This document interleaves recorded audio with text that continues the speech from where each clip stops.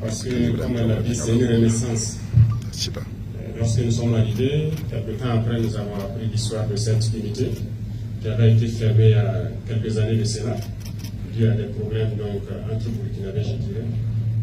Nous avons cherché à comprendre, j'ai envoyé les équipes rencontrer donc, la dame et j'ai compris qu'il y avait une main-d'œuvre qualifiée qui travaillait à transformer les matières premières, qui s'est retrouvée au chômage. Et il était de notre devoir de mettre tout en œuvre pour que vous puissiez reprendre le travail.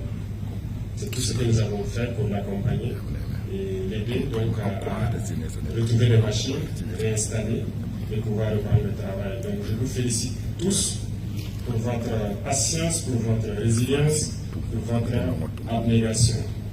Ce que vous faites, vous pouvez penser que c'est une petite unité, mais je viens de voir dans le showroom qu'il y a de la perspective de continuer à produire beaucoup d'intrants médicaux au profit donc de nos hôpitaux et de nos populations. Mais retenez une chose, la chose la plus importante, c'est cette capacité à pouvoir transformer notre matière première. Qui d'entre nous n'est jamais tombé malade? Qui d'entre nous ne s'est jamais blessé? Nous partons tous à l'hôpital, on utilise le coton hydrophile, on utilise la compresse, les bandes et tout. Mais très souvent, c'est notre propre coton que nous avons subventionné en agriculture ici.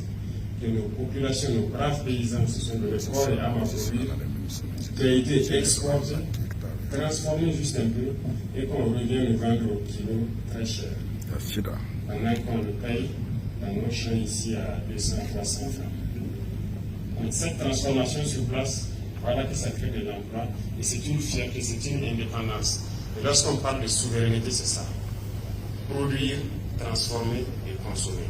Et bientôt, c'est nous qui allons exporter ce coton hydrophile, ce compresse, ce panticide. La padroula!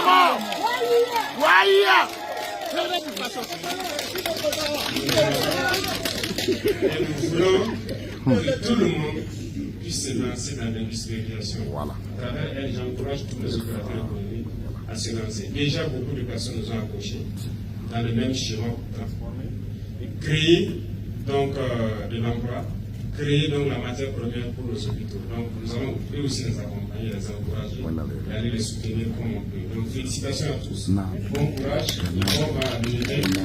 Je vous souhaite d'être très résilient et donner le meilleur de vous pour que ça grandisse. Que dans 5 ans, si on revient, on ne reconnaisse pas. Vous soyez très grand et très bien posé.